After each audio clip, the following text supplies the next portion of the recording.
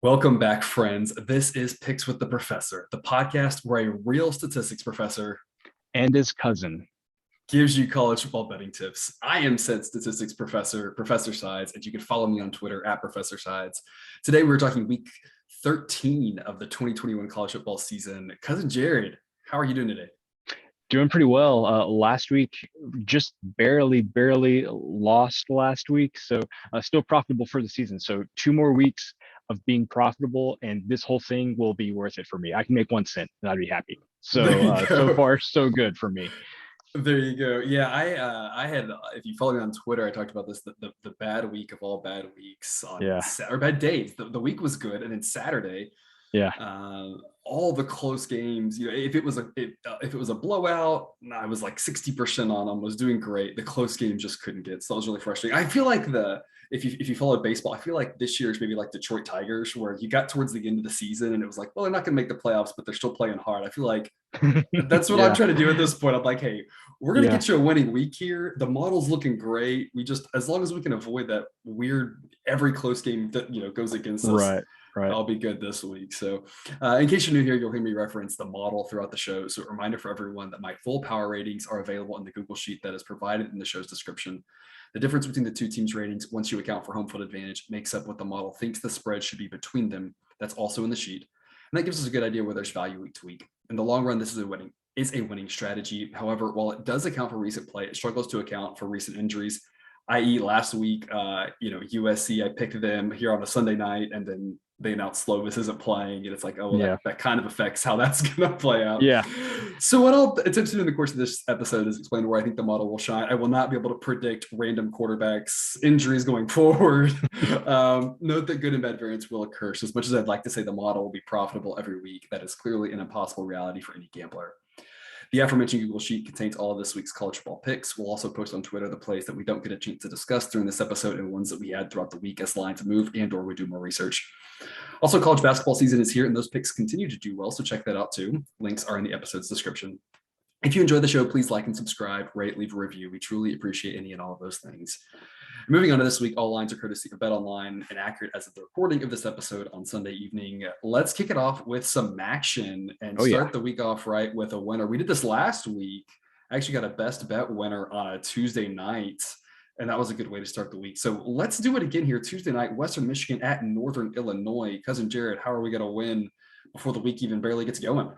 I mentioned last week that Northern Illinois has this ridiculously good record in one-score games, and guess what? They won a one-score game again last week. It Yep. seems like maybe at least for this season they found some. I don't know if they have like a lucky penny or a horseshoe. I'm not quite sure what they have, but anyway. So I say let's roll with it. Official play from me here. I'm taking the 3 points at home with Northern Illinois. 3 points at home with an action game, like you kind of feel good about Yeah. that. It kind of Yeah. feels right.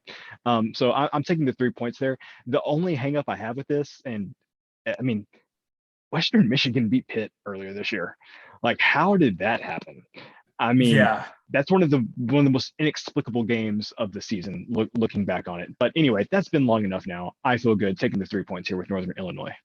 And I agree. It's a good point. It's one that at the time, I don't think anyone thought much of. It was kind of No, like, oh, whatever, yeah, like Pitt's just a mediocre ACC Pitt, team, Western yeah, Pitt's doing Michigan, their they might thing. be okay. Yeah, Yeah, whatever. And then Pitt just kept winning. And we looked back and we thought, man, that actually in hindsight was really weird.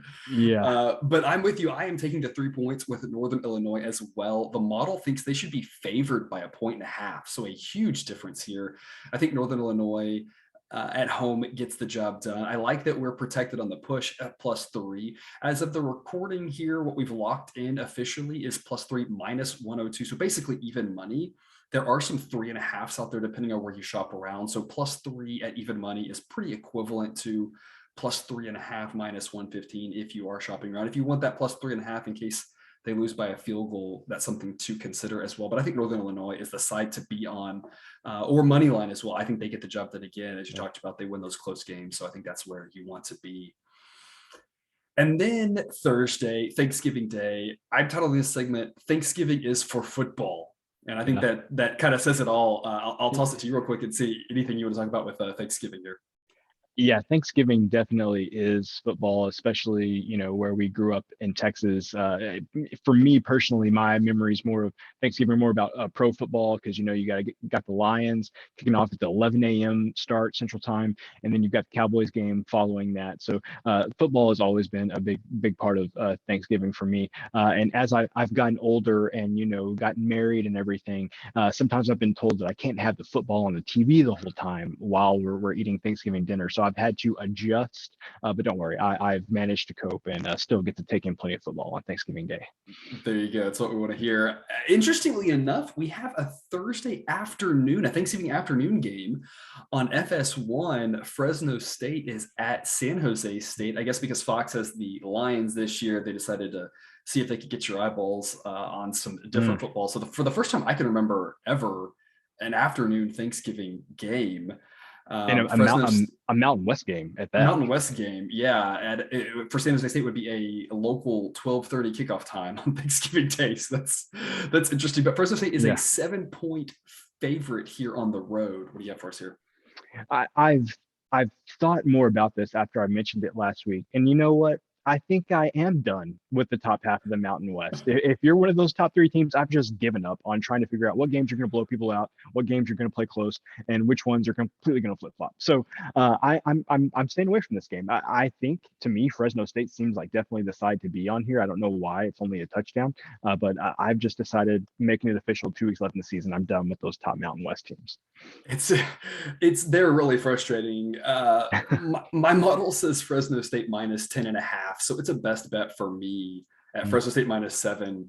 You do make an interesting point there. I will say, going back to last week, I had all the bad luck in the world on Saturday, but Friday night was Nevada and San Diego State, who I had both of those. And I think both of those were the wrong side. Nevada looked awful, got it to overtime, had a chance to win, would have been a lucky win to head us into Saturday. Yeah. Couldn't pull it off. It was they never felt like they had a chance. They pushed it to overtime, but it never felt like they had a chance to cover on that, laying the 2 points.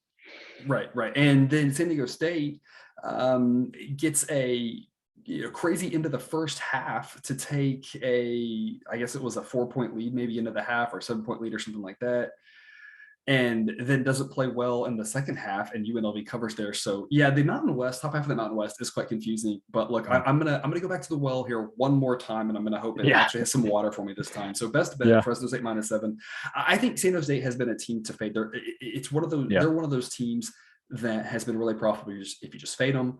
And I don't see why that should change here. I don't think the number has caught up. I think the numbers move too slowly here. And so I think that Fresno State wins this one easily. So lay the 7 here on Thanksgiving afternoon with them. And then at night, Mississippi at Mississippi State. And the only thing I can think of every time we get to this game is the game several years back with the celebration penalty where the player peeing on the ball, peeing in the end zone, whatever, or faking, obviously.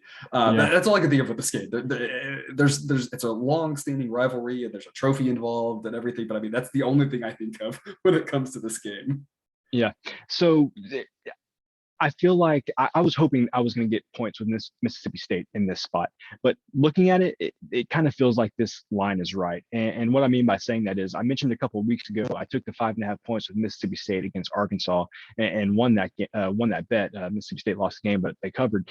And I was thinking to myself, I've underestimated Mississippi State all season. It's going to be great, a home game here against a rival, maybe get a point or two. I'm going to be feeling really good about that. And then the line's exactly flipped of what I thought it would be, Mississippi State favored by 1. So if I were getting points from Mississippi State, I think I would be on them, but I just don't think I can bring myself to lay the point with Mississippi State, because I think that's the side to be on at home on Thanksgiving Day, but I just can't bring myself to do it.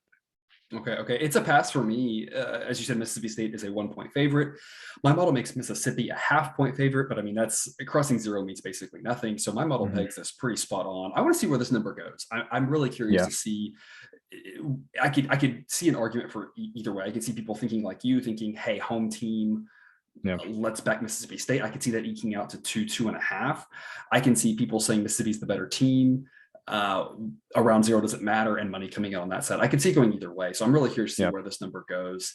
But just a friendly reminder here, don't let don't let a bad bet, ruin your Thanksgiving. So hopefully your bets go well between this and the Yeah. NFL, but enjoy Thanksgiving and don't let a football game ruin it. And moving on, after Thanksgiving, we will wake up to Friday Fun Day. Which to me is the best Friday of the year. And I know a lot of people will say that because of the Black Friday deals and all the shopping and everything, but to me, it is the one Friday that we are guaranteed football all day long, which is fantastic. Sometimes you get some bowl Fridays, right? But you don't know every year, right? So for me, I love this Friday. What is your take on the football Friday here? Yeah, this is definitely the best Friday of the year. Yeah, NFL, get out of here. You've got Thanksgiving Day. So this day, I had vivid memories of going to my grandparents' house. And for a long time during my formative years, the Texas and Texas A&M game was played on Fridays. And so I vividly remember we would go over to my grandparents' house. We would celebrate Thanksgiving the day after Thanksgiving. And I would be over there on this terrible TV, watching Texas and Texas A&M every year, and those are some of the best memories that I have on Thanksgiving. So yeah, this Friday for me, definitely the best Friday of the year. Yep, and we're gonna kick it off with a wonky one. Boise State at San Diego State. Boise State is a 2.5-point favorite. This game kicks off at 9 a.m. local time, the day after Thanksgiving. Who scheduled this game? Like, who thinks this is a good idea? I mean, I have no idea. After eating Thanksgiving dinner, you're still comatose at 9 a.m. the next day. Right. I mean, there's no way you can get up and play a football game. Right. No. What fan wants to show up to that game? I mean, okay, I love football. There's no way I would be at this game. Right, no way. Right. Yeah, it makes no sense. Like I said, Boise is a short 2.5-point favorite here. Do you have any insight for it? I guess your insight is you're done with the top half of the Mountain West. Yeah. I guess the only thing I would say is I feel San Diego State games pretty low scoring, so I think I would lean toward taking the points in this situation. But yeah, I'm done with them. So no play for me. So I am laying the 2.5 with Boise State. It's -120 right now. The model makes it Boise State -4.5. But the biggest reason why I am laying the points is, to me, this line stinks. It reeks of San Diego State is a 10-win team, I believe. Is that correct? I feel like I'm second guessing myself now. It feels like they're a 10-win team. I think they're a 10-win team, but Boise State is a 7-win team. San Diego State's at home. This feels like the line would be different. And so I was just surprised at where it was. And so to me, just seeing it, I'm just like, you know what? I think Boise State's the right side, because it's one of those, everybody is just going to, not do any research into this and just be like, San Diego State's the better team. They're at home. I want San Diego State, but I think exactly what you want to take the points because their games are low scoring. That's the side you want to be on. Yeah. And so I'm going the other direction on this, and I'm just going to say, you know what? I'm laying the points with Boise at -2.5, even though it is -120. Texas is playing on Friday. You mentioned them. They are at home to Kansas State. They are a 1.5-point favorite. And Cousin Jared, we talk a little bit about what the model says, and usually there's kind of one every week that you're a little confused about. So I'll let you air your grievances here. What is wrong with the model? The model needs to grow a set of eyes or something and watch Texas. And clearly Texas should not be I was about to say Texas should be favored against Kansas, but clearly Texas shouldn't even be favored against Kansas. So I mean, there's no way you can convince me that Texas should be favored against any Big 12 team. Okay, if they played that Kansas game over again, sure, they should be favored against Kansas. But I would have a very hard time of you convincing me they should be favored against any other Big 12 team right now. So I need you to defend your model. What is the model seeing here that clearly I am not? So the model says Texas -2.5. It's a side I'm playing. I'm playing Texas -1.5, so official pick for me. Before we dive into this, so we're going to spend way too much time talking about Texas in this segment. Hopefully this is good content. A couple of things to talk about. First off, I'm giving Texas 2.5 points for home field. So what this tells you is that the model sees Kansas State and Texas as equivalent. Kansas State has played with their main starting quarterback for about half the season. And so what the model is doing is it's assessing how Kansas State has looked with him in and with him out and kind of averaging it together. I think if he had played all year, and or if he was playing in this game, I would say that the model is missing, because Kansas State is a better team with him in at full health. Baylor game aside, because again, Baylor's Right. defense is just a tough matchup for a lot of teams, especially a team like Kansas State, because Baylor's defense is going to get beat on the deep balls and on, throwing it 20 yards on the field. That's not what Kansas State wants to do. Yeah. But he's hurt again. He was in a walking boot, walking around the facility is what I read online. And so I don't think he plays this week. I think we've seen the last of Skylar Thompson, at least this year. I don't know. I feel like he's one of those guys that's going to play for 20 years. I feel like all the Kansas State quarterbacks are like that, to be honest. Yeah. Yeah. But I think without him in the game, I think the model's kind of onto something here. I think Texas decided to be on just because I just don't think they have anything backup wise. Yeah. But to the other point about Kansas State and Texas being roughly equivalent, if you look at their point differential in conference games, it is about the same. So yes, you have Texas with all these losses, right? Texas, this is a situation where if Texas loses this game and Kansas wins, I don't think Kansas will win. But if that were to happen, Texas would be dead last in the Big 12. Wow. Which is mind blowing, right? Yeah. But that's a lot of close losses for Texas. Yeah. And that doesn't mean that they're going to figure it out and they're going to win. It just means they're roughly equivalent in talent with a lot of the teams in this conference. I think Kansas State is also roughly equivalent in talent with a lot of teams in this conference. Kansas State has done a better job at beating the bad teams and losing to the good teams. And if they had Skylar Thompson, I'd say that's exactly what they're going to do here. They'd go on the road and get the win. Without the quarterback, though, I think this is a different situation. So, and I think Texas decided. Yeah, and I didn't realize that he was out. It hadn't been made as big a deal about it this year, but definitely last year, Kansas State was a completely different team when he was playing versus when he wasn't. So I think that probably makes a lot of sense. Yeah. And again, I don't know if he's out specifically. This is early in the week. This is just the speculation. What's the line from Ferris Bueller's, right? Someone's sister's boyfriend's cousin's best friend, right? Saw him at 31 Flavors with a walking boot on her. Who knows, right? Who knows how accurate that is? But if he's out, I think that Texas decided to be on. If not, I'm a little bit more nervous about this. But again, these teams are roughly equivalent, I think. So it's just that Kansas State has at least gotten a few more wins. Texas gets just a billion close losses, it seems like. Yeah, lots of maybe some bad luck there. Yeah. Moving on to another tough luck team, Nebraska, who might be the best 3-win team of all time, is a 3.5 point home favorite to Iowa, who Iowa still has a chance to win their division. You heard that right, folks. Nebraska, a 3-win team, 1 win in conference, is a 3.5 point home favorite to a 9-win team who can still win the division in Iowa. Yeah. So official play for me here. I'm taking the 3.5 points with Iowa. I feel like you can go back to every time that I have, faded Nebraska all season, and I can tell you exactly what's going to happen. There is going to be some late game back-breaking turnover that Nebraska has that's going to cost them the game. And of all the teams where you can say with almost 100% certainty that's going to happen, it's going to be Iowa. Like, that's a great point. That's a great point. It's literally what they do. Yeah. It's exactly all they do. So official play for me here. I'm taking the 3.5 points with Iowa, but I do have an interesting statistic for you about Nebraska. So earlier this season, and this was maybe the one time I backed them all season and got the win here. They beat Northwestern 56-7. Okay, so they had a 49-point differential in that game. If Nebraska loses this game and it's a 1-score game, they are going to have, if not a very close to positive point differential in conference, and they will be 1-8. It is the most absurd. That seems impossible. Yes, they will. If they lose like a 3-point game to Iowa, they will have a positive scoring differential in conference play and will be 1-8. Yeah, wow. It's just the craziest thing ever.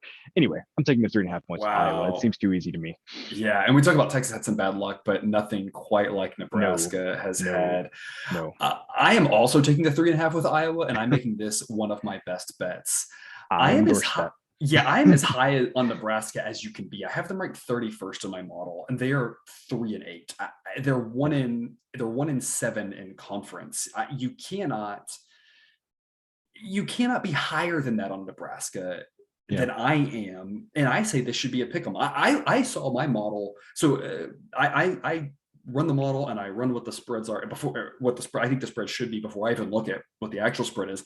I saw this at Iowa, Pick'em, and Nebraska, and I said, "Oh crap, I'm gonna have to back Nebraska in this game," because I just knew the spread would be Iowa -3 seemed like the spread to me. One of those where like Iowa's the better team by a decent amount. They will probably go on the road. They will probably win, but you can't lay more than a field goal because they could easily win by. This could easily be like 17-16 or something, right? Right. I just knew this would be Iowa -3. And then when I saw Nebraska -3.5, I don't understand it at all. Right. I'm not going to question it though. I'm taking the 3.5 with Iowa best bet. I think money line makes a lot of sense as well. Nebraska finds ways to lose these games. And at some point there's regression to the mean, but at some point there is Iowa's a better team. And better teams win football games. So we don't have to make it overcomplicated, right? Yeah, and Iowa's strength is Nebraska's like absolute weakness. You know that Iowa could force. It could be like that Maryland game. Like Iowa could have like 6 turnovers in the first half or something like that. And nobody would be surprised. Yeah, no, absolutely. No. Absolutely. Continuing on the Friday games, we've got a couple more here to talk about. UTEP at UAB. Both of these are 7-win teams. This could be an interesting matchup here. UAB is a 13.5-point home favorite. What do you have for us here? So UTEP been good to us this season. They're a much better team than most people realize. The problem is they struggled with Rice in the first half last week. They ended up winning. They actually ended up covering the game, but they were losing in the first half to Rice. UAB, on the other hand, they probably should have beaten UTSA. They should have. Look, I'm gonna interrupt you here. Look, you got a 4th and a foot to win the game and more or less win the division. Yeah, you go for it. It's a 4th and a foot, and the game would have been over. You don't punt 4th and a foot. Fourth and 2, punt. Yeah, 4th and a foot, you go for it. Horrible decision. Yes, it was an awful decision there. But anyway, point of the story is UAB should have beat UTSA. Yeah, I'm worried this game might get ugly for our friends, the Miners, out in El Paso. So no official play for me here, but if I had to pick a side, I'd definitely be on UAB. Yeah, I am on UAB. It's an official pick for me at -13.5. The model thinks -16.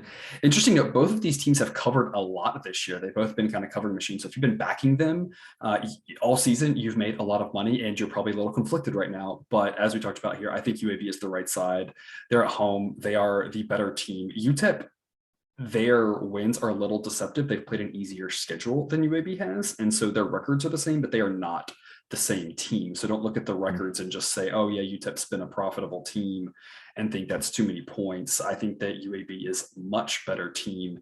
And if they have any frustrations after last week, this could get really ugly because UTEP kind of flirts between decent frisky, and UTEP also kind of flirts with they still were really bad last year and they don't have a lot of depth. And if a couple of things go wrong, it can kind of snowball on them. I'm reminded of that UTSA game where UTSA came out in that first half and just clocked them. And I feel like this is probably a similar situation where if they don't watch out, they're going to get clocked and it's going to be, 24-zip at the half or something like that. Yeah, you may know the outcome of this one by the end of the first quarter. Absolutely, you might. Speaking of games that you knew the outcome last week by the end of the first quarter, by the end of the first 5 minutes, it seems like Cincinnati, who just destroyed SMU. Kudos to Cincinnati for finally showing up after taking an entire month off. Is a 14-point favorite at the moment that is even money. So it's 14 even, maybe equivalent to kind of a 13.5, depending on what number you might get. At East Carolina, what is your pick for us on this one? Official play for me here, I'm laying the 14 points with Cincinnati. I think Cincinnati finally kind of got that we need to get style points. I think they finally got that weight off of their shoulders last week against SMU. And I'm projecting here, and Lord knows I should not try to project what the playoff committee is going to do, but I think the committee might put them at 4 this week. So? I think so, because they could jump Michigan over them and put Michigan at 4. But I think, what's the point in doing that, right? Because after the Ohio State game, you're going to know. Yeah. So the committee should really, in my mind, they would catch a lot of heat if they jumped Michigan over Cincinnati. They should just leave Cincinnati at 4 and let it play out and avoid taking that heat. Anyway, I think they got that weight off their shoulders if they need style points. They might actually be in the top 4. And I think that's just going to be a big relief to them. And when they're not trying to run up the score and feel like they have to get a bunch of style points, I think they're going to be able to do it, because I think kind of that pressure is kind of what's been holding them back. So I'm going to lay the 14 points here with Cincinnati. I think they're going to blow out ECU. I am laying the 14 as well. Official pick for me. The model thinks this should be Cincinnati minus 16. ECU isn't very good. I cannot make this a best bet simply because I am scarred from all of the previous weeks where I lost on Cincinnati in games that they, and I faded them in one of the games that they didn't show up in. So I was on the right side of one of them, but I backed them in 2 of the games that they didn't show up in, and they blew it in 2 very different ways. And so I'm scared enough by that I can't make this a best bet, but I think Cincinnati is the right side. I think this spread should be, again, the model says 16. I think 17 would be the number that seems about right in my head. If it was 17, it's a little bit more, I'd be more likely to just say it's a pass.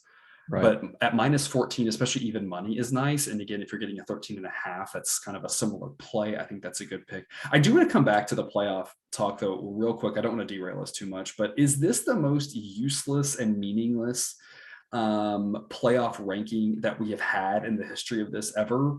Yes.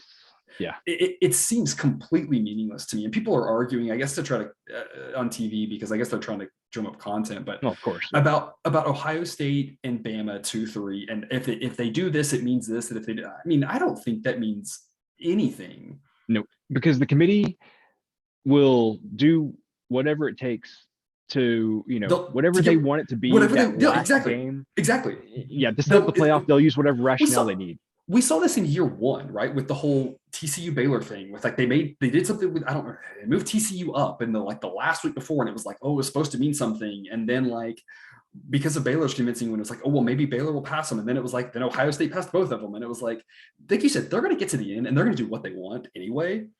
But I don't even think you can read tea leaves because of the matchups coming up, because like you said, Michigan, Cincinnati 4-5, who gives a crap? Because if Michigan wins, they're going to be ahead of Cincinnati, deservedly so. Ohio State will fall behind them. If Ohio State wins, Michigan will be below them. It doesn't really matter, right?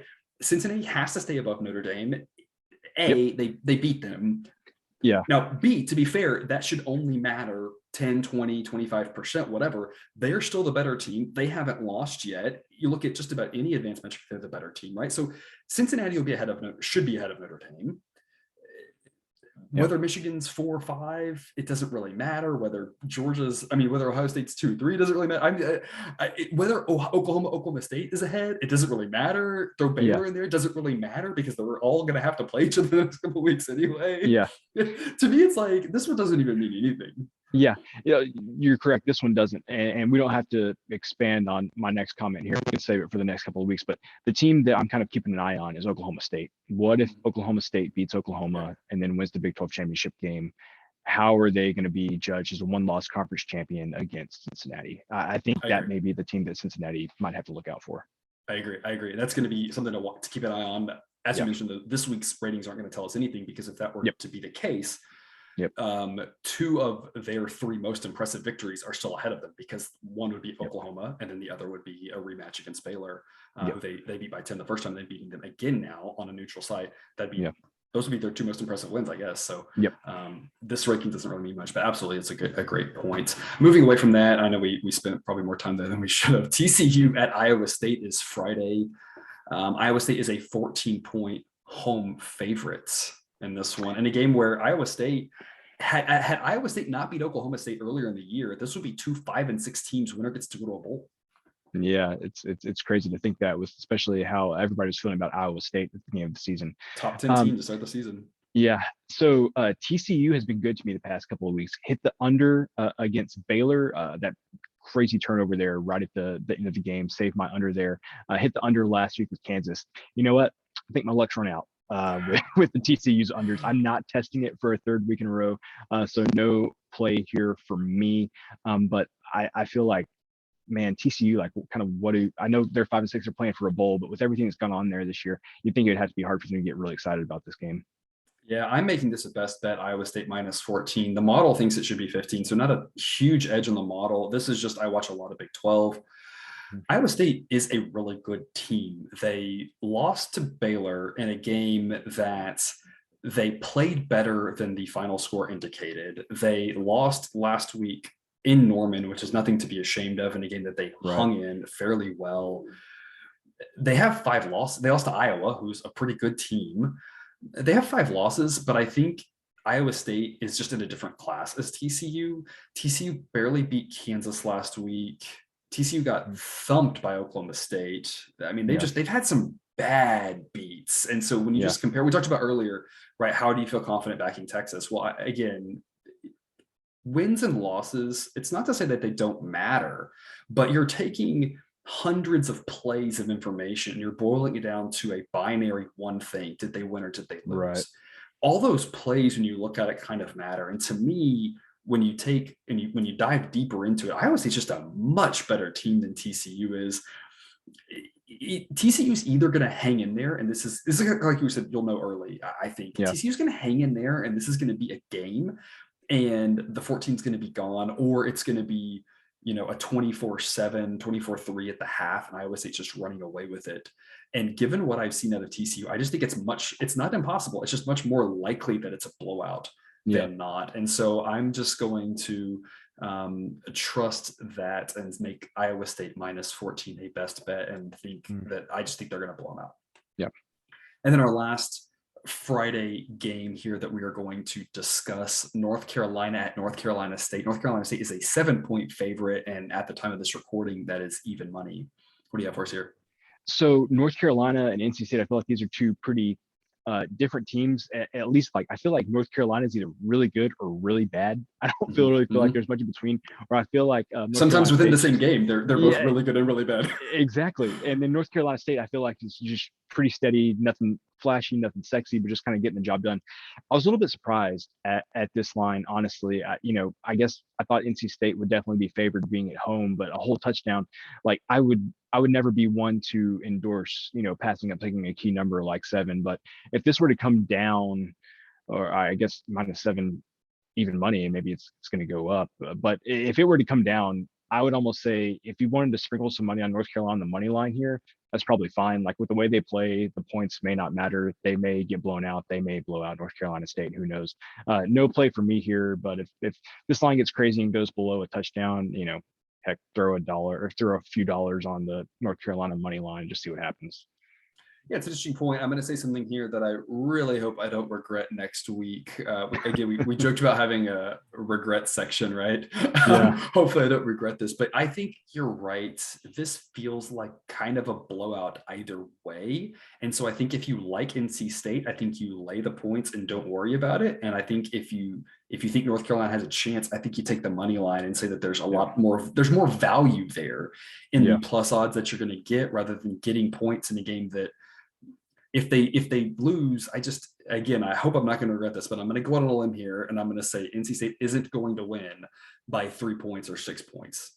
And with that in mind, the model makes NC State a 9-point favorite. And so it's a best bet for me on NC State at -7, because I think that NC State's going to blow them out. I think North Carolina has some massive holes in their defense, and I think NC State is the exact type of team to exploit that every single drive and consistently do that. And all it's going to take is North Carolina having one quarter where they struggle to move the ball, which has happened. And NC State's got a solid defense. So one scoreless quarter for North Carolina, and all of a sudden they're going to be behind the 8 ball in this game, in my opinion. So best bet North Carolina State -7 at even money for me. Moving on to Saturday games you care about. These are the games you don't want to miss. We're having to expand this a little bit because you kind of can make an argument there's only 2 games in this section. And we're gonna sandwich those games, or book in those games. We're gonna start off with one and finish with the other, and squeeze some of the other ones in that I think are interesting and that you should care about them for different reasons. So without further ado, we'll start off with, of course, the game everyone is talking about. I don't know if you've heard, but Ohio State is playing at Michigan this week, in case you were unfamiliar. Seems to be a few things on the line. Ohio State is a massive 7.5-point road favorite here. What pick do you have for us here? Isn't it good to have this game mean something?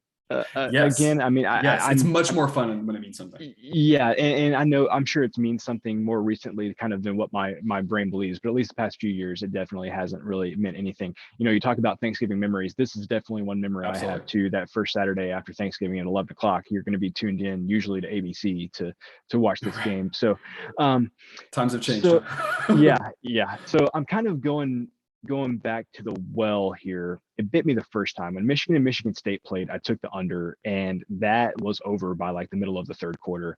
But I'm gonna try my luck again. Official play for me here. It's gonna be under 63.5 in this game. It could get scary, of course, with Ohio State's offense. But my thinking here is that, well, number one, your model's been higher on Michigan than almost anybody else this year. I think Michigan's better than what most people think they are, even though ironically it's like you and the Academy of Michigan, and like everybody else is like, It's not company I want to be in. I don't like it.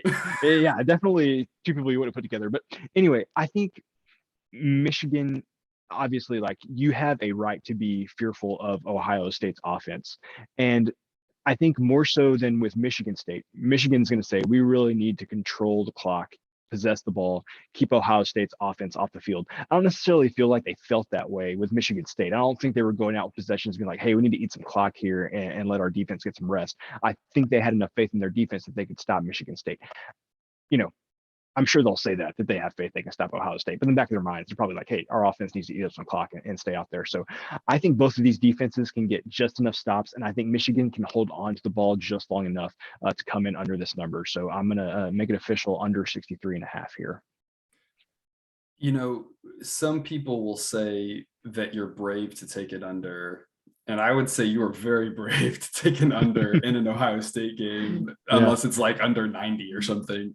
Yeah. That is an interesting pick. My Yeah. model doesn't do totals, so I have nothing to chime in other than I'm like, yeah, I'm scared to take any under in Ohio State games. There won't be any letting the foot off the gas no matter what the score is here. So Right. you're kind of gonna have You're to gonna hope sweat it the whole time. you are going to be sweating it the whole time because nobody's going to stop. And oh my God, if Michigan is up and they're flying on offense, they are definitely not going to let off the accelerator. They've got like a decade of angst on this one. Yeah, exactly.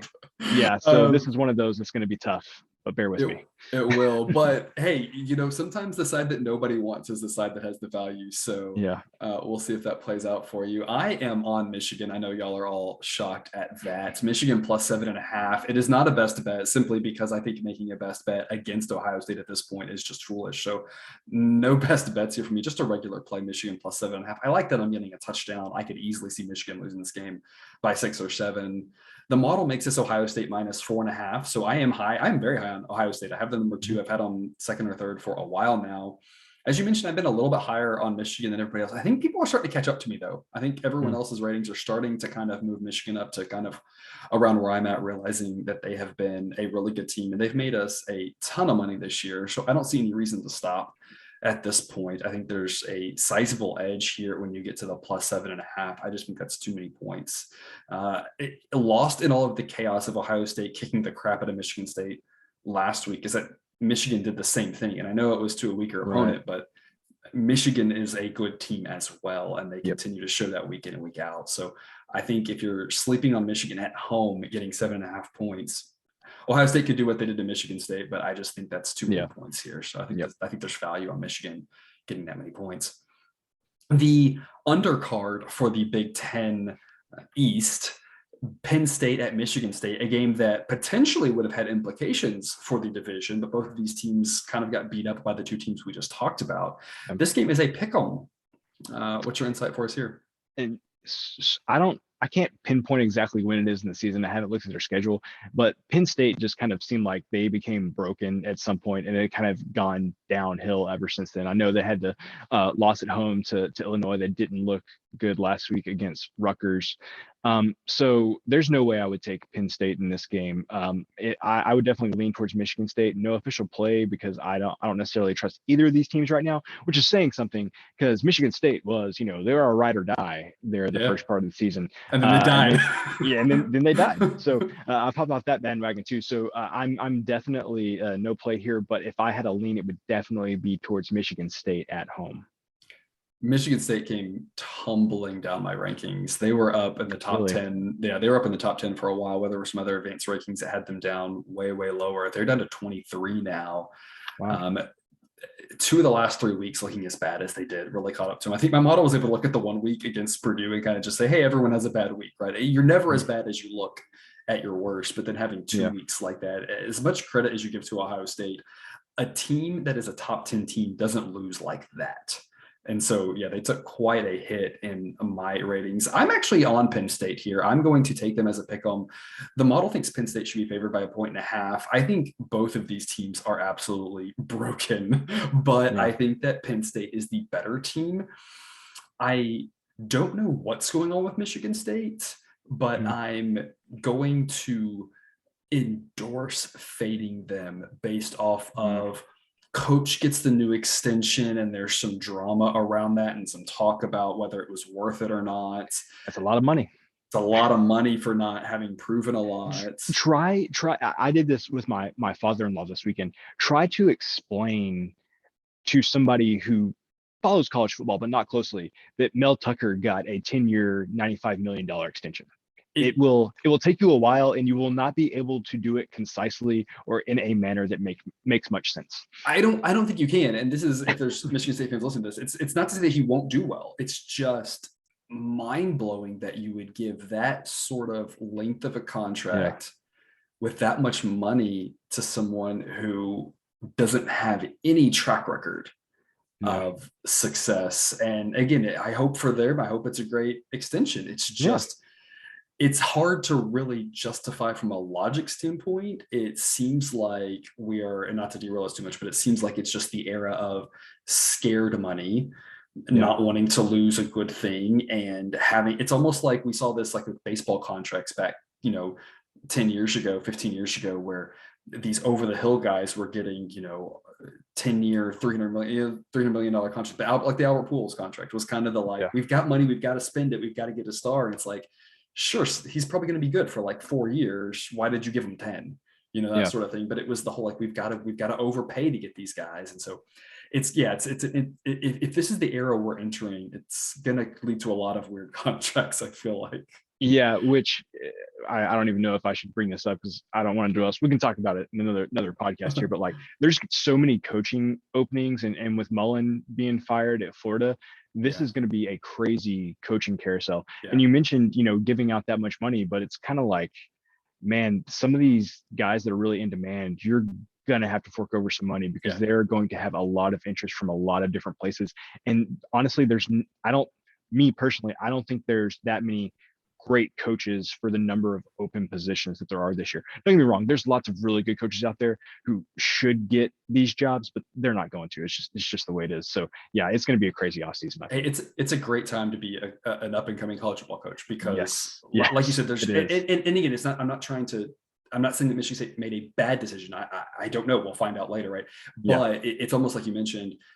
There's going to be a lot of money thrown around, and schools are going to have to say, do we let this guy go or do we overpay? And neither one of those are good decisions. It's almost like with cities and professional sports teams. They have this whole thing: should we spend a bunch of money, or, and subsidize half of this team stadium for a billionaire owner? That doesn't make sense logically, but you're also scared that you lose the team. And so the cities are in these no-win situations. And I think the universities are in this no-win situation, the athletic departments, where it's like, you either pay way more than you should, guarantee more money than you should, have these crazy buyouts, right?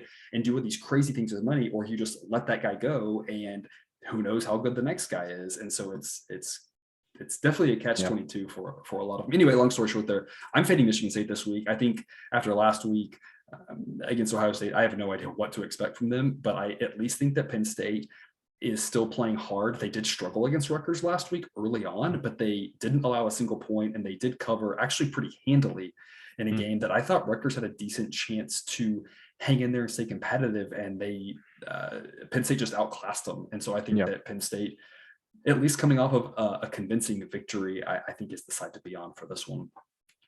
Oregon State at Oregon. Oregon is a 7-point favorite. What do you have for us here?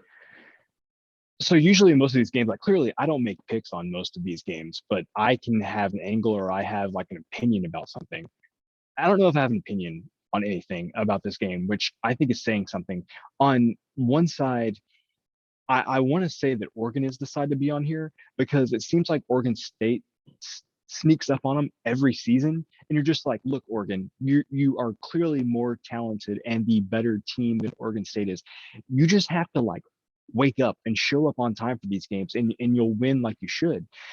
They just can't seem to do it. So part of me is like, look, they have to know that this year. They're going to show up. They're going to be ready to play. On the other side of things, it's like, okay, number one, Oregon State, they show up and play great against Oregon every year.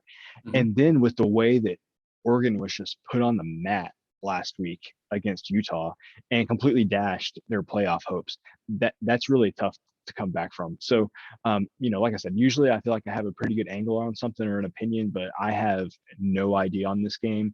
Anything can happen, and I would not be surprised. Yeah, Oregon did not deserve to be number 4 in the rankings. I think that was very clear. Yep.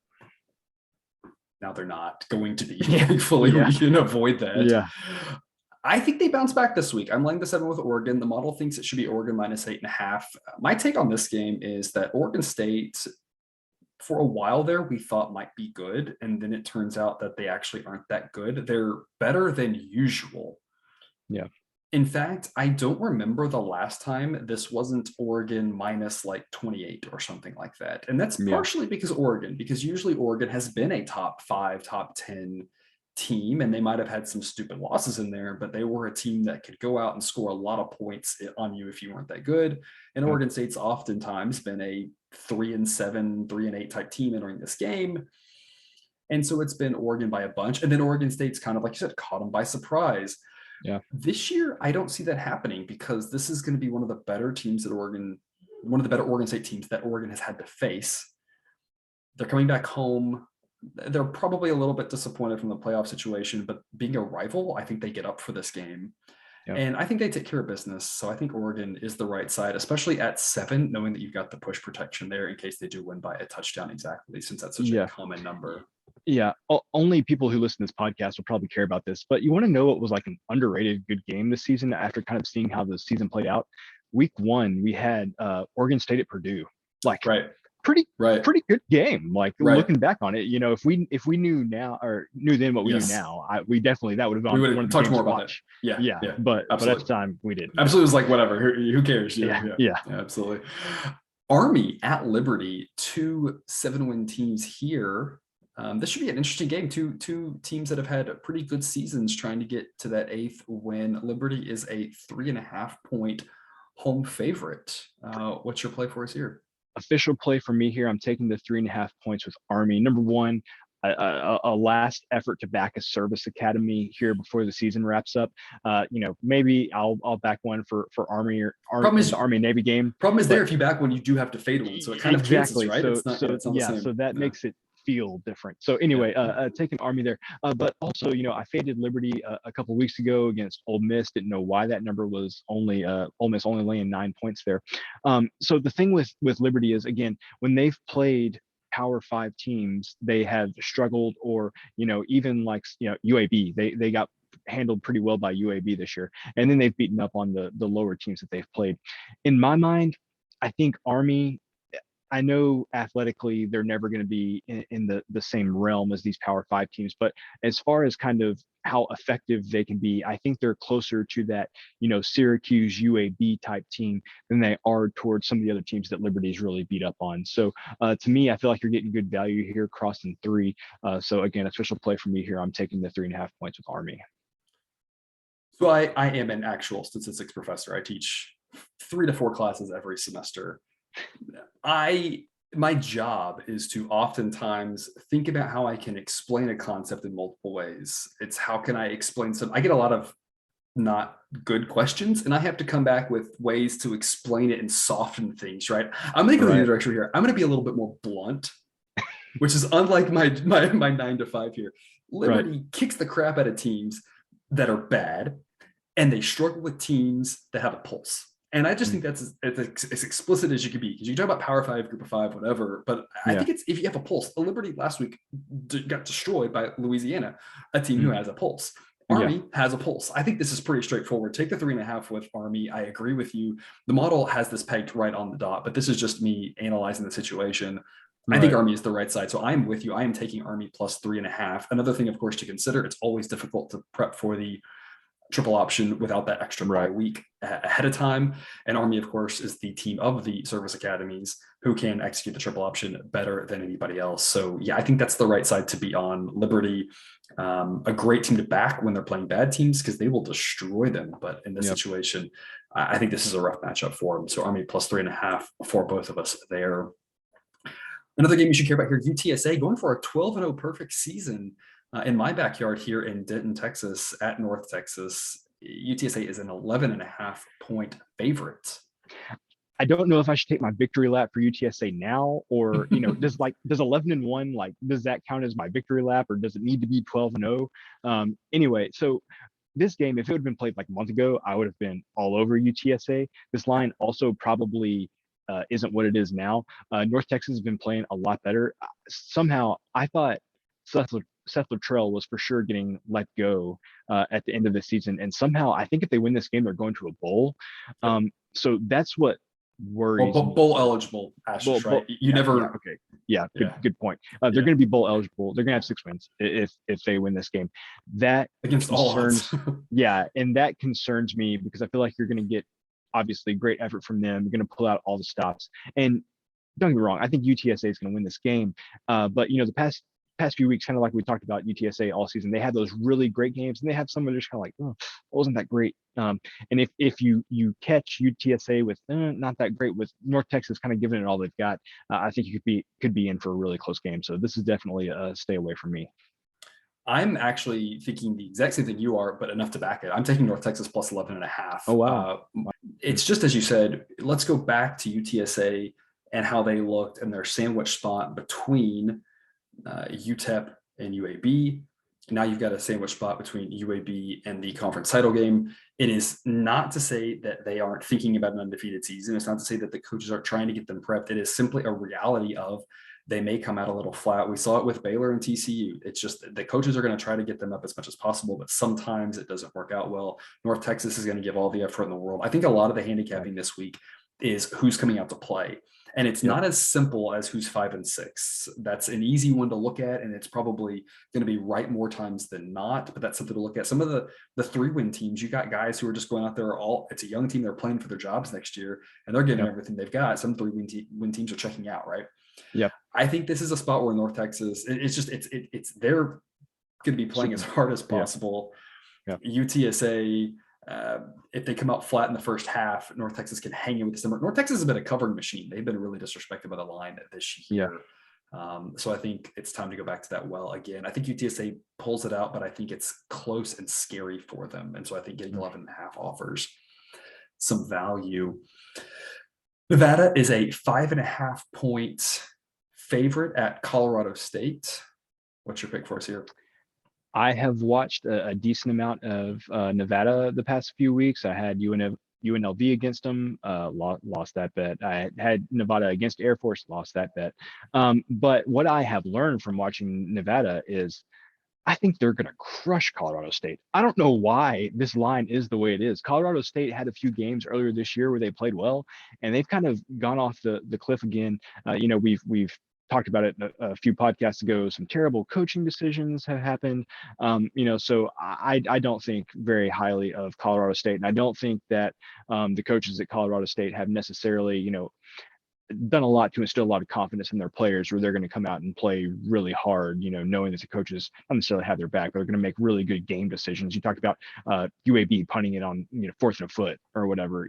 I think Colorado State has done plenty of things like that to kind of make their players kind of question their coaches a little bit. So I think Nevada's going to blow them out here. I feel like this is easy. So official play for me here, I'm laying the 5.5 points with Nevada. I am laying the 5.5 with Nevada as well, and I'm making this a best bet. I am going under the "you are not as bad as you just looked" hypothesis, theory, whatever you want to call it.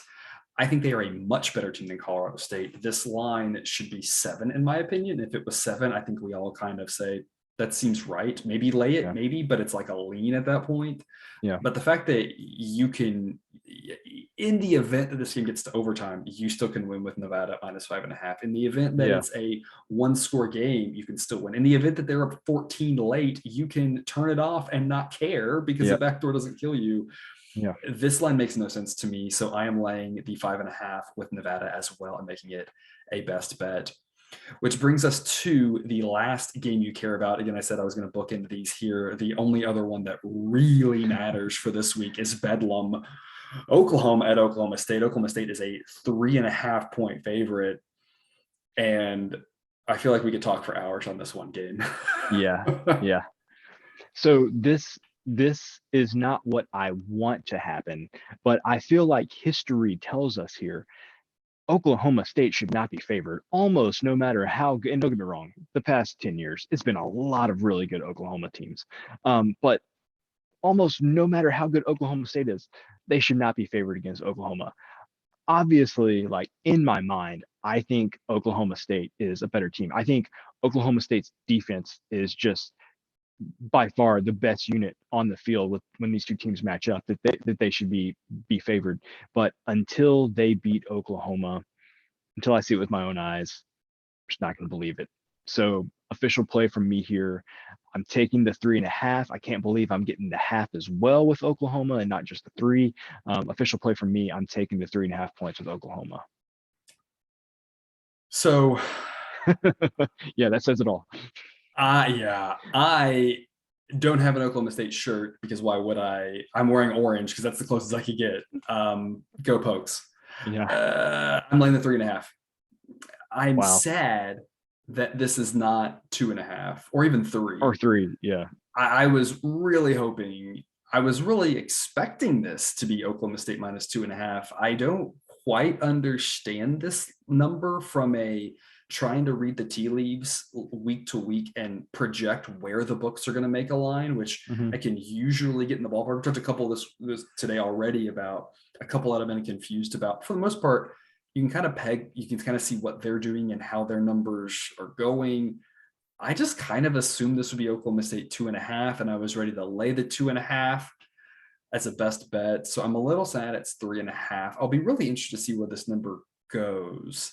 My model does make it exactly 3.5, but I think that my model has said to play against Oklahoma State like 9 out of the 10 games this year, and it's been wrong on like 8 of those 9. Yeah. So I'm just saying they've covered. My model hasn't figured it out. So if I were to make a manual adjustment, which I don't do for the integrity of the model, but if I were to make a model adjustment here and say based off how much they're missing by, my number in this game would be probably closer to Oklahoma State -6. I think is where the number should be based off of everything I'm seeing. So I like laying the 3.5. I was hoping that there was enough public money from OU, enough big name, here's OU. They always make the playoff talk, that I could get a cheaper number than this. You make an interesting point about the history. And of course, our other co-host, Jack, is an Oklahoma State alum. I would be really curious to hear, I've heard his thoughts on this game over the last decade. I would be curious to hear exactly how broken he is on this game. Right. Because I know Oklahoma State fans are broken. I hope they can get a line change in the fans section, right? In the stadium and get a group that's not broken. I hope that the broken fans don't spend the money to go to this game because we need them to be full of life here. I was looking at this, and so I have it pulled up here. Oklahoma leads the all-time series 90-18 with 7 ties. Wow. That's even worse than I thought. I don't recall any other realistic rivalry that is that one-sided. I don't know of one. And a lot of the times the games are good. Like Oklahoma State just never wins them. Right. So you go back in recent history, you have a couple of Oklahoma huge wins. You have 3 years ago, Oklahoma 48, Oklahoma State 47. The year before that, Oklahoma 62, Oklahoma State 52. The last time Oklahoma State won this game was 2014. That was in Norman. The last time they won this game in Stillwater was when Oklahoma State was ranked number 3. That was 2011, and they won 44-10. And I believe, if I recall correctly, that game being one where they exercised a lot of demons and they laid it on OU, and they were asking them to keep scoring late in the game just to continue to run it up. But because you go back before that, and Oklahoma had won 7 matchups in a row. So the last time that Oklahoma State's won twice since the year 2002. Wow. Wow. And I think some of your comments there, just for the people who have been listening to us for a long time now, since the beginning of the season, I think that was what I said in Nebraska and Illinois. The very first game of the season, I was like, Nebraska, like so many things just go wrong for them that they're playing tense. And like when one thing goes wrong, everything just snowballs and everybody just, gets really anxious. I feel like that's Oklahoma State every time these two teams plays. It's just like if one thing goes wrong, it's like the sky is falling and that one thing just snowballs and you can't overcome it. So that's if I'm an Oklahoma State fan, that's my fear as a bettor. It's like it's kind of what I'm counting on here is that one thing's going to go wrong and Oklahoma's just going to be able to capitalize on it. So it's very possible. You're right. And it's very possible that leads into the coaching staff, because a lot of this coaching staff has been around for a few of these games. Obviously, Penny's been there for so many of them. Yeah. The counter to that is many of these student athletes were only around for say 2-ish of these games. So they weren't around for the other ones. Now, some of them were fans growing up, but many of them probably weren't, because a lot of times if you're a student athlete, some of them go to their dream school, but many of them go to the system they think fits them best, the coach that they connect with, which might not be the school they grew up rooting for. Right. The other hope here is that Oklahoma State's defense, as you mentioned, is the best unit on the field. Yep. Is the best defense they've had that I know of since the 80s, whatever, sometime long before I was watching college football. And that is the equalizer here, that Oklahoma's offense has had real problems with actual defenses. They had a problem with Iowa State last week. They had massive problems with Baylor the week before, and Oklahoma State's defense, I think, is pretty comparable to Baylor's. I'm hoping that we can get an Oklahoma State win here. Obviously, as a Baylor alum, I can then go watch that championship game and probably cry through it, because I'm sure it will be disappointing, but I can already predict that if we get that, Cousin Jared, you are going to take the under, because I do not see how either one of those teams puts up that many points. How good these defenses are. No, I completely agree. That would be perfect for me. And again, not to make this segment even longer, but when's the last time Oklahoma and Oklahoma State played, and you could say on either side that a defensive unit was the best team on the best unit on the field? Like it has been like not any time in recent memory. The early aughts, some of those OU defenses were very, very good. I'm thinking like the Roy Williams defenses, but that was a long time ago. Like 20 years. You're talking almost 20 years ago, probably. I'm thinking the like 03, 04, 05 iterations. It's a long time. Absolutely. So it should be weird, because as I mentioned those scores, you look back at the history of this, it's a lot of like games with 100 points in them, or either near or over 100, right? And this game's not going to get to 100. Not at all. Moving on, you don't have to watch them to make the money. This is where we remind you that every winner pays the same, even if it's not a sexy matchup. We're going to start off with one that is not sexy at all. It's always fun to pick one of the least sexy matchups. I got one later though. That's a real doozy. But we're going to start off with one here. Saturday morning at 11 a.m. Akron at Toledo. Akron is bad. We talk about that every week, it seems like. Toledo is a 27.5 point favorite. How are we going to make money on this one, Cousin Jerry? Come on, everybody, you knew it was coming. Official play for me here, under 57. So this is basically, like you said, Akron, not good. They seem to have had like a little uptick when they let their coach go, and that lasted for about just enough for us to capitalize on that one game. Two Tuesdays, I think. It was about it. And then it came crashing back down. And the problem is Toledo has the best defense, I think, in the MAC. So I don't think that Akron's going to. I would be surprised if Akron scored more than like 10. Toledo not usually one to get up into the 40s or anything. So I think we could safely come in under 57 here. So that's an official play for me.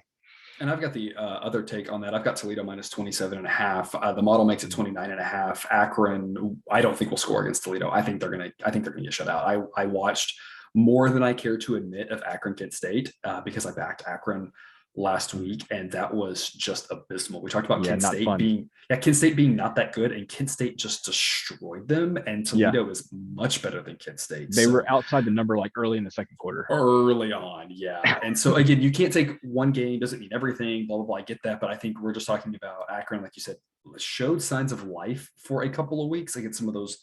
Some of the decent teams in the MAC was able to hang in there, but I think that is over. I think they get destroyed this week by Toledo.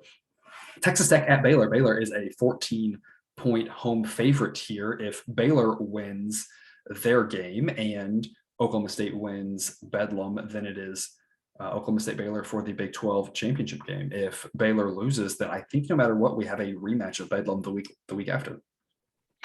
So no official play for me here as of yet, but something I have my eye on. The total in this game is 52. And obviously we've talked about how good Baylor's defense is. Sorry, I don't know his name off the top of my head, but if the Baylor quarterback's not back, which that seemed like a pretty significant hamstring injury. I'm not a doctor. I don't even have a PhD like some on this podcast. Let's say I'm a doctor, but not the useful kind. Yeah. So right now the total's at 52. That seems high to me.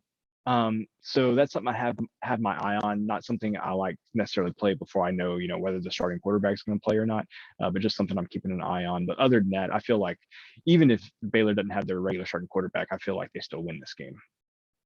Yeah, it's a best bet for me. I think my model says Baylor -16. I'm laying the 14. If Bohannon's in, I think they are set. If not, the backup looked kind of feisty last week. Yeah. He's got some life. Yeah. I think it's a little bit different in what he offers, but that actually kind of plays to Baylor's favor because now Tech doesn't really know what they're game planning for. So I think this is a really good spot for Baylor. I think they know they need to go out and take care of business. I think Tech is offensively, I think, done for the season. You saw them last week against Oklahoma State, and I see this being a repeat of last week's game against Oklahoma State, which, by the way, I wholeheartedly endorse that under. I think either way, no matter which quarterback is playing, this feels like last week's game. Tech's got this new coach who's watching from the booth, who is a guy who wants to be a defensive-minded coach. So the defense is playing hard. The defense played hard last week and held down Oklahoma State. They might hold down Baylor as well. I don't see Baylor scoring, 45 points or anything, no matter who's the quarterback. But they are a better offense, and Tech's defense isn't that good. So they will score some points, but Tech's offense is just useless at this point against the best or second best defense in the conference on the road. I'm going to say, even if they're not useless, they could be useless once they face Baylor. Exactly. Back-to-back weeks, this is really tough. So I was watching that Tech-Oklahoma State game, and as I was watching, I was like, this is exactly what we're going to see next week. A Baylor offense that might struggle a little bit like Oklahoma State's, but still scores enough to cover and win convincingly, and Tech not scoring. I think the under makes a lot of sense. I think a team total for Tech under makes a lot of sense as well. So you talked me into a bet last week on the podcast that lost. So are you going to talk me into another bet here on the podcast that's going to be a loser? Look, somehow, because I feel like you've talked me into it. Each one is its own living, breathing entity, right? Okay. You know what? I say, screw it. You've talked me into it. I'm locking it in right now. Official pick for me. Tech and Baylor under 52. I'm locking that in right now. I think that makes a lot of sense. So you've got the under there, and I've got Baylor -14 as a best bet. Like I said, I think this is a Baylor, 31-3 type win where they easily cover the number. And I think it stays comfortably under the total as well. All right. Moving on, Miami is a 21-point favorite. At the time of this recording, they are -120 on that -21 at a Duke team that has completely given up. I faded Duke, I think 3 weeks in a row now. It's won all 3 weeks easily. Yeah, Duke, Duke giving up. Like I like their offense. I wouldn't say like giving up, but their defense is just like non-existent. Like, I mean, I don't even really know if you can give up if you didn't exist. So yeah, God, I know people that listen to this probably get tired of me like, oh, I texted the professor about this, but I texted him like 10 minutes before the Louisville game kicked off. And I'm like, I'm going to regret not taking the over in this game. And the over hit in like the middle of the third quarter. Yeah. So I was all revved up. I was like, taking the over in this Duke game. Like if it's like 62, 63, 64, maybe even 65, I'm hitting the over. And it came out as 69. They finally caught up to how bad Duke's defense is. So no play for no play for me here. I wanted to take the over, but they said it really high. There's going to be a lot of points in this game. People, if that's your thing, you're going to love it, but it probably won't be close. So the real action here, listener, is get your side bets in now. Over under on number of minutes before this game kicks that Jared texts me and says, "I'm going to regret not taking the over in this game." Yeah. I would say I'm going to set the over under on about. I think 10. I think 10 was a good 10. Yeah. Is it usually be before 10 minutes for kick or after 10 minutes for kick? I get that text. Yeah. I am laying the 21 with Miami. I'm going to go back to the well here. This is the third week in a row that my model has made the number basically exactly what the spread was. But my model is, again, just missing how bad Duke's defense is. So it's not saying to play Duke, but it's not saying to fade them either. But I've watched Duke I just took one game and I was like, they're done. They cannot stop anybody. And their offense is okay. Like you said, they haven't given up, but their offense just isn't that good. So it's, they do score some points. They scored whatever it was, 30 against Louisville. Like they score enough to where the over always hits comfortably. Like they'll give up like 52, but they're going to score like 20, just like a solid 20 points, to really just put it out of range. Yeah. Yeah. So I think you see the same sort of thing here. I see no reason not to keep trying the same strategy. So I'm laying it with Miami just because I just don't see Duke stopping them at all. Yeah. And in the one you really don't want to watch, I hope it's not even on television, talking about a team who's given up Florida International at Southern Miss. Southern Miss, against all odds, is a 10-point favorite, which just blows my mind.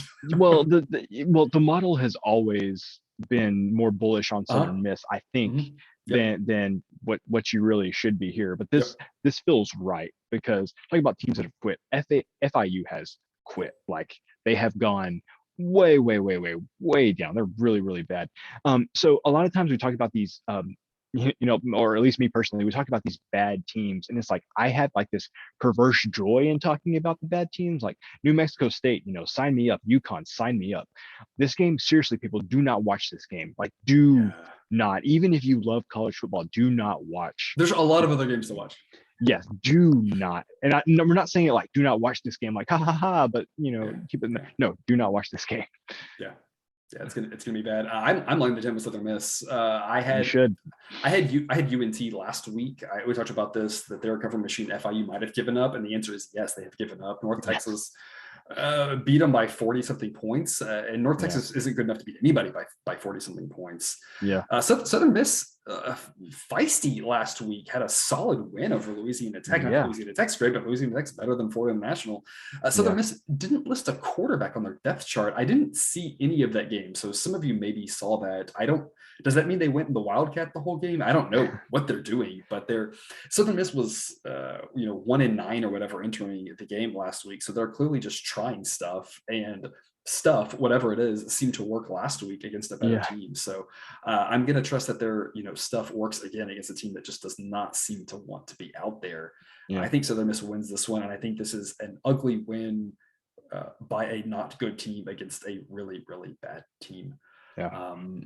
Moving on, Hawaii at Wyoming. Wyoming is a 10-point favorite. What do you have for us here? Hawaii coming in clutch for us last week. Both of us had them on the wild money win. line. Wild win.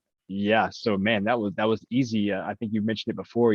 Bet on Hawaii when they're on the island, and then fade them when they're not on the island. So it's not an official play for me. But man, there's no way I'm back in Hawaii here.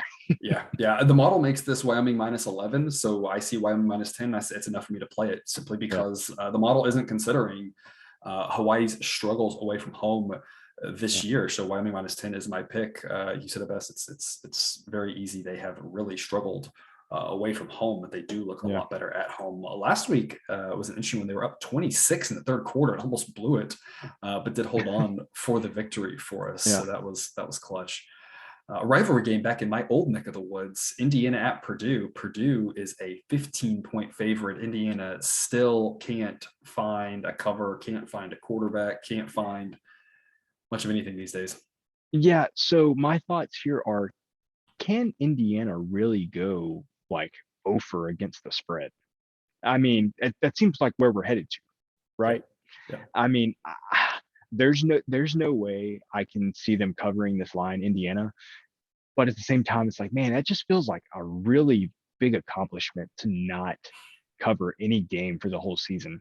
So that almost makes me want to back Indiana just to say I can be part of history. But no, there's no way I'm betting on this game. And if I do, it would definitely be Purdue. It's not going to be Indiana. Hey, best bet for me, Purdue -15. The model makes this There you go. -17. I've been fading Indiana for many, many weeks. It's been working. Why get off now? Yeah. Interesting note, just to clarify, there's something you said, something a lot of people think of, right? Remember that at this point, if I were to talk about next season, the probability that you pick a team and they go winless against the spread, that's very, very unlikely. But at this point, today, we aren't asking Indiana to go winless against the spread. We're just asking them to go winless against the spread in one game. The other ones have already happened, right? So the probability that they don't cover is whatever the probability they don't cover of this game is. As much as it is impressive to do that for the whole season, that's not the task that's in front of them. It's the task that they've already somehow accomplished. And the fact that they've accomplished it doesn't make it less likely to occur going forward. So I don't see any way that they cover this. I don't know if people just don't realize because it's Indiana and they had a good year last year. They don't realize the quarterback situation. I don't understand it. But I guess, and I'll try to keep this brief, but when you model leagues, the bad teams tend to be the ones that the models say to play. Like in the NFL for years, that was the joke, right? That us nerds, I am the nerd. I can call myself and my people that, right? Us nerds would always say, take the Browns, take the Bengals, take the Jets, and we'd go 3-35 or whatever adds up to the number of games, right? Backing those teams. That's what should have happened here with Indiana. The fact that it hasn't, the fact that my model, right, the spread's 15, the fact that my model doesn't make this, Purdue -10 or something just blows my mind. I'm so shocked that it doesn't say that there's value on Indiana. Like I said, that's why it's a best bet. If my model had said 15 right on the nose, I would have still played it, but it wouldn't be a best bet. But the fact that even now knowing this, my model says no, Purdue's still the side. It just blows my mind and is the reason why this is the best bet for me at Purdue -15. Louisiana Monroe at Louisiana. Louisiana is a 21.5-point favorite. So Louisiana, another team, very, very simple to figure out. If it's a big game, it's going to get their best effort and they're going to knock it out of the park. I went back and double checked last week against Liberty. I thought they were underdog to Liberty. I have no idea why they were underdog to Liberty there. I should have played that game. But anyway, so blew out Liberty. Thankfully, it was a late ad for me. Yeah. So here, Louisiana Monroe, it is not a big game. And so I definitely feel like if I had to be on the side here, I would take the points. But the problem is obviously we know if Louisiana cares, they can play great. And I don't want to bet on them not caring, although I guess they do probably have the Sun Belt Championship game this next week. It all makes sense now why this line's so far off from what your model has, though, because I assume the books are saying, hey, no reason for Louisiana to run up the score. They've got the conference championship game next week. Anyway, a long way of saying I'm not touching this game. If Louisiana wants to, they could score a lot of points. I just have no idea if they care to. Nope, your analysis is spot on. I'm laying the 21.5. My model makes it 29. If it wasn't for the spot, it would be a best bet. But absolutely, as you outlined, it cannot be a best bet because of that. My model has done really well laying big favorites. When the model has an edge on a big favorite, it has won over 60% of those games. So that's best bet material. But again, this spot, I'm coming off of that. I'm still playing it. I'm still trusting the math. But this is a game that I'm a little bit nervous that Louisiana gets up 21, 24, 28 in the third quarter, lets the foot off the gas, and Monroe gets it back to recover. That said, I'm still laying it because Louisiana is a much better team. They might end up ahead 42 at the half, and then it doesn't really matter. And so there's enough of those scenarios out there that I think this is still a solid investment, but it's not one of my best because of the spot, especially at 21.5. Obviously you like that. If it comes out of 21, you really start liking it if it's 20 or under, but I don't know where the number is going to go. But if it does end up under 20, it becomes a play I really like then, because even that spot aside, Louisiana is so good that they should be able to cover that number. So just a regular play for me, Louisiana minus 21.5. West Virginia minus 15 at Kansas. Just a reminder, people, right? This is why we're in the section of you don't have to watch when you make the monies. This is not a game that you're going to want to watch. Right. West Virginia, I believe, looking for a victory to get bowl eligible here on the road in Lawrence, Kansas. Yeah, so I think I've won on Kansas unders twice this year. So let's go back to the official play for me here under 55. I think I've said this before and it wasn't necessarily true, but I feel like Kansas is kind of like giving it all they had this year. I think they're going to have some game where they go back, just, they look like old Kansas again. They can't play as well as they've been playing, I think, for every game the rest of the season. So I don't think some of the rate they've been scoring points is sustainable. West Virginia doesn't necessarily play super fast style football here, increasing the possessions or anything. So I feel good about the under 55 here. I like where your head's at there. West Virginia is a low-scoring team. Their offense is a little bit weaker. Their defense is pretty solid, especially for Big 12 standards. I'm playing the 15. The model thinks it should be West Virginia minus 20.5. They have a lot to play for, so there's no reason for them to get up and coast and potentially screw around against a Kansas team that might be feisty. I think this is a little bit more nerve-wracking if Kansas hadn't just almost beaten TCU and just beaten Texas and earlier in the year almost beat OU. I think it's a little bit scarier of a game if those things hadn't happened, because West Virginia is much more likely to just say, hey, we just got to win to be bowl eligible. We've got this in the bag. But I think they're going to have to be a little bit more focused, and I think that plays right into our hands here, laying the 15 with West Virginia, because I think they can get up to a nice solid halftime lead and their defense could hold on for an easy cover for us. Notre Dame is a 17.5 point road favorite at Stanford. What's your pick for us here? Stanford, woof. They are looking bad. I think I saw where like Cal put up like 600 something yards, the most yards that Cal's ever put up against any Stanford team in the big game. So yeah, and Cal obviously not known for their offensive prowess. Of course, they did have a 2-week layoff, but that's neither here nor there. Both teams did though, right? I can't. So official play for me here, I'm laying the 17.5 points with Notre Dame. I really don't feel comfortable laying that many points. Not necessarily in this game, but just in general, I don't like laying that many points. But man, I just think Notre Dame somehow, I think, still only has the one loss, right? Like, I don't think there's any way they're getting in a playoff, but like they might be able to convince themselves in their minds maybe that there is some crazy way where it could happen. So obviously they're playing really well right now too. Stanford is not playing well. So I'm going to lay the 17.5 points here. Yeah, they're playing really well. They always play hard on these games. They get a lot of kids from California. That's why they go out there every year, right? So this is a lot of kids going back to where they grew up. They're going to play hard in this game. I'm laying the 17.5. Also with Notre Dame, the model thinks it should be 22.5. I've been riding Notre Dame most of the season. It's worked. I don't see why we should stop. It's been the same as Michigan as well, and that's also been working. So again, why stop? It seems as simple as that to me. Stanford is not very good. I've got a 5-point differential between what my model says and what the book is providing you. So take advantage of that and lay the points with Notre Dame. Obviously, people are scared of 17.5, but in my opinion, if this number was 19.5, I think you still look at it and you say, oh, great, it's under 20 and you're excited. So just be excited because Notre Dame wins this game by more than 20.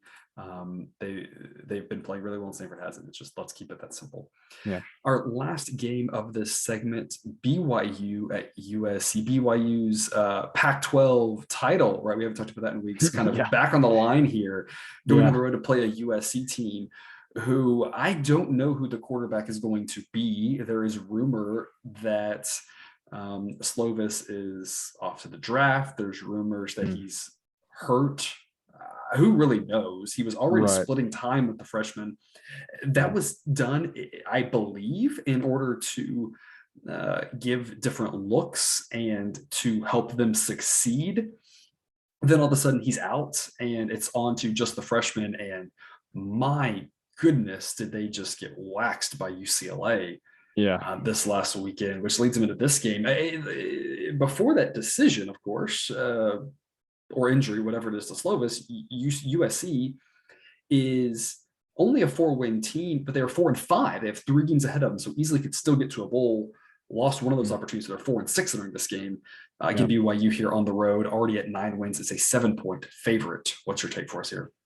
So Jackson Dart, number one, is that the most quarterback name of all time? Number two, it's definitely a California quarterback name too. Yeah, and that's what I was going to say. Number Southern two, California, is the most USC quarterback name of all time. If he wasn't there, it'd have to be Hawaii, right? Yeah, for sure. A guy who went to it, but the thing is, he's a Hawaii quarterback, but he played junior college in California, so it still all goes back to California. Absolutely. Anyway, and that may have been the most on-brand comments we've had for this whole podcast. There you go. Anyway, so look, you talk about quit teams. USC, I don't know if I've said that I'm not backing USC the rest of the season, but if I haven't, I'm saying it now. I'm not backing USC the rest of the season, but at the same time, I am a little hesitant after BYU didn't pull through for me against a Sun Belt team last week who fired their coach midseason. I know it was a big number. It was 20 points, but they never were really close to covering that number. So after last week, they just don't give me this warm, fuzzy feeling. So even though I feel like BYU's the right side, there's no way I'm laying points with them after kind of how they left me feeling last week. Yeah, I'll counter that with the BYU Georgia Southern game was a little wonky. There were some turnovers. BYU at the end of the game was about 10 yards away from a front door cover and decided to kneel. Yeah. Definitely a look ahead spot. Clearly, that was true. A little bit of an error on our parts in hindsight, not thinking about that was such a big number. But I still think BYU was the right side last week. They really dominated that game. They just didn't get the points. This week, we don't have to worry about that, only laying 7. I'm laying 7 with BYU. The model only says 4.5. But as I mentioned at the top, the model does not take into account injuries. It doesn't take into account teams quitting. I don't know what's going on with USC, but that was ugly. A quarterback ain't worth 30 points. I mean, that's more than just the quarterback. They gave up 60-something points, right? I mean, there could also be more BYU fans at this game than USC fans. Absolutely. So that'll be interesting as well. Absolutely. I use more differential home field in the NFL than I do in college. If I ever do dive into the differential home field for college, USC is one of the first places that's not going to get the full 2.5 points. You're right. It might be more of a 50-50 type game. So not a lot. I mean, the home edge of I'm not having to travel, but not a huge home edge there. So I think the model doesn't know what's happening in this game. Obviously, it doesn't have the brain that we humans have. So I think the model's off on this one. I'm laying this 7 with BYU. I think there's value here. Moving on to a segment we introduced last week, one that we've been informally doing all season, called Talk Me Out of Clemson, because one of us always plays Clemson, the segment where we discuss and most of the time disagree on the most confusing team of the season. This happened last week, I believe. You faded Clemson. I was on Wake Forest. And I took Clemson. And Clemson won that relatively handily. Yes, thank you. This is the second time that I've been on Clemson and you haven't. And Clemson, no, third. Was it third? Because the Florida State, the Florida State one was a little bit wonky. Let's not bring that one up. Clemson is an 11-point favorite at South Carolina. Talk me out of taking Clemson again. I cannot talk you out of taking Clemson this week because I have been against South Carolina, mostly because I have been against South Carolina all season. It was profitable for me 2 weeks ago when I took Missouri against the model there. I won that one. And then, of course, freaking Auburn game. I mean, if you had told me that South Carolina was going to score 20 points, definitely wouldn't have made that bet because I thought South Carolina was going to score like 10 or 13 points. So anyway, but all that being said, I am not very high on South Carolina. I am not going to talk you out of it. So maybe that should be a victory for the model. Here at the end of the season, we've reached the point where I don't disagree with it on Clemson. So I think that's a good job by the model. It took a long time, but we are finally here. And I'm glad that you're saying that because I'm making this a best bet. Clemson minus 11 at South Carolina. I think Clemson's figuring it out. I mentioned this last week that 4 of the previous 5 weeks, I was on the right side with Clemson. One of them I was luckily on the right side, and one of them I was unluckily on the wrong side. So it kind of balanced out luck-wise there. One last week, again, handily. That makes 5 of the last 6. Clemson's figured it out. I think they are not a top 4 team like they've been in the past. They still have a great defense. Their offense is now good. It is not great. The previous offenses were great, but their offense has gone from very mediocre to bad to now mediocre to good. That they're able to run the ball a little bit better. So they are an offense that is serviceable now, which is what you could not say about them early on in the season. Which is all you really need with that defense. All you really need with that defense. It's not going to be good enough to win a championship, a national championship, that sort of thing. But it's still going to be a pretty good team. I think Clemson's pretty good. South Carolina isn't. Yeah. This is one of those situations where South Carolina also gets the opportunity to take out some of their frustrations of the season of almost assuredly not making an ACC title game for the first time in about 100 years, I think. Seems that they haven't been in and won the ACC. They get to take those frustrations out, and it's not even like we have to lay a number like 30 and hope they really pound them into the ground. We're only having to lay 11 at, as you mentioned, a weak South Carolina team. So I love laying the 11 here with Clemson, best bet for me. I have two quick picks. Both of these are standard picks. Appalachian State minus 24.5 over Georgia Southern. The model makes that minus 27. And Illinois minus 6.5 over Northwestern. The model makes that minus 9. I have nothing else to add other than those fall in the kind of sweet spot for the model. So I think those are strong plays there. Cousin Jared, I believe you have one more pick. So the floor is yours. Yeah, so we've touched on it. We've touched on it a lot during this podcast, but the spot, the spot is the reason why a lot of these lines are the way they are this week. The one that I'm looking at here is Houston at UConn under 57.5 as a play for me. We've talked about this season how I like playing the Houston unders in general. Two things here. Number one, if you put UConn's points scored in this game, like the over under like 3.5, I would probably go under. There. Hey, we talked about this against Clemson, and they returned the opening kickoff for a touchdown, and that cost me the cover on Clemson. So, okay, fingers crossed we don't. Fingers crossed they don't do that. Yeah. So I don't think UConn scoring very many points at all. And Houston, what is this game to Houston? Right, all they're cared about is getting through healthy and getting ready for next week when they play Cincinnati. So this could be a situation where they're up 35-0 at halftime, and then they just put in all the backups and just run the ball every single play there in the second half. So I feel pretty good about the under 57.5 in the Houston UConn game. Yeah, it makes a lot of sense. Like you said, Houston has no reason to kill them. They will kill them probably because UConn is very bad. They can name their score. The question is, are they going to score 50 or 40 or 30, but whatever number they decide to score, they will score. But like they have no incentive to score a lot, and UConn is really bad offensively. This is not a good matchup for them. Just like I talked about the Clemson game, and UConn did not score at all against Clemson offensively. I think you're in the same boat here. Bad offense against a good defense. It's not going to go well for them. Yeah, which I live in the Houston area, so why this comes up, but like Houston's 11-1. Like it doesn't seem that they're that good. And honestly, if you look back at that first game of the season against Tech, it's kind of like, whoa, Tech kind of got lucky to win that one. So Houston got up and was up like 21-0, I think, early on in that game. Yeah, it was like 24-7 or something at halftime. They completely melted down in the second half. But yeah, Houston playing really well this year. Maybe one of the best teams that we have spent almost no time talking about this season. Absolutely. We have not talked a lot about it. And we talk about a lot of games. We provide a lot of content here, and we've talked very, very little. I think the only thing we've talked about with Houston really has been your love affair with their unders. Really about it. It's a good point. We will have more coverage for you next week with the conference championship games, with the bowl games and stuff. But yeah, if we do some sort of like season in review thing, that would be a good one to dive into. The what if Houston wins that game? And then we're setting up for the conference championship game between Houston and Cincinnati, both of them being undefeated. I mean, it'd be crazy. That would be pretty intense. And it's like you said, we haven't talked about them. We don't think about the fact that we barely missed out on what could have been a really fun title game there for us. Yeah. I will be very interested to see what the model makes that line for that Houston Cincinnati. Hey, I can tell you right now what it would be. Assuming if they were to play this week at a neutral site, it would be about Cincinnati minus 10 is what the model would say. Yeah, I'm definitely taking the points with Houston.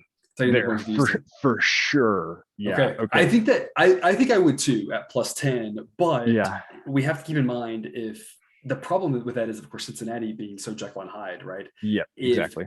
if Cincinnati comes out and wins this week, again, East Carolina is not good. Yeah.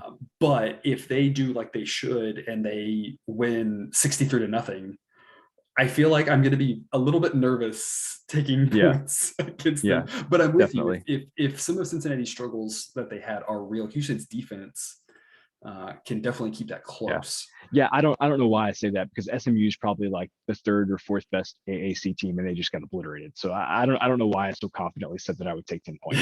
But that was my initial thought. Hey, sometimes that's worth something, right? That SMU game, of course, was interesting. We'll have to do a postmortem there as well, thinking back through what went wrong for a team that was supposed to give Cincinnati some trouble with the way that they matched up, and they didn't give them any trouble whatsoever. Not at all. Not at all. Yep. Well, that wraps us up for another episode of Picks with the Professor. We'd like to thank you for tuning in. Please subscribe or follow if you aren't already, and that way next week's episode will appear in your feed when it first releases. Next week, we will have conference championship action for you. As always, remember, you can eat your betting money, but please don't bet your eating money.